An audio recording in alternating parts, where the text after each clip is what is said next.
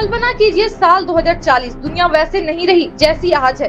शहर खड़े हैं लेकिन ऊर्जा कम है, बाजार खुले हैं लेकिन चीजें महंगी और दुर्लभ है, लोग काम कर रहे हैं लेकिन जीवन स्तर गिर चुका है। सवाल उठता है, क्या सच में हमारी सभ्यता एक बड़े संकट की तरफ बढ़ रही है? और क्या ये भविष्य पहले ही किसी ने देख लिया था? कई लोग कहते हैं कि MIT ने भविष्यवाणी कर दी थी 2040 तक साम्राज्य ढह जाएगा, लेकिन सच्चाई इससे कहीं ज्यादा जटिल है।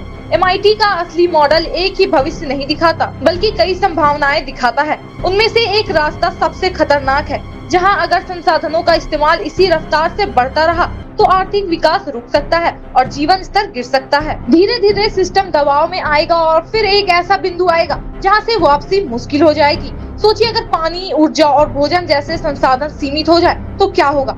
कीमतें बढ़ेंगी, असमानताएं बढ़ेंगी और समाज में तनाव विस्फोट बन सकता है। इसलिए ये कोई तयशुदा भविष्य नहीं है, यही इस कहानी का सबसे बड़ा ट्विस्ट है। MIT का मॉडल ये भी कहता है कि अगर हम अपने फैसले बदल दे, सस्टेनेबल रास्ता अपनाएं, तो यही भविष्य बदला जा सकता है। यानी संकट लिखा हुआ नहीं है, ये हमारे चुनाव पर निर्भर है। तो असली सवाल ये नहीं है क्या 2040 में दुनिया खत्म हो जाएगी। असली सवाल ये है, क्या हम आज सही फैसले ले रहे हैं? क्योंकि हर दिन, हर नीति, हर संसाधन का इस्तेमाल हमें या तो उस संकट के करीब ले जा रहा है या उससे दूर। निष्कर्ष साफ है, सभ्यता का भविष्य किसी एक भविष्यवाणी में नहीं बंधा।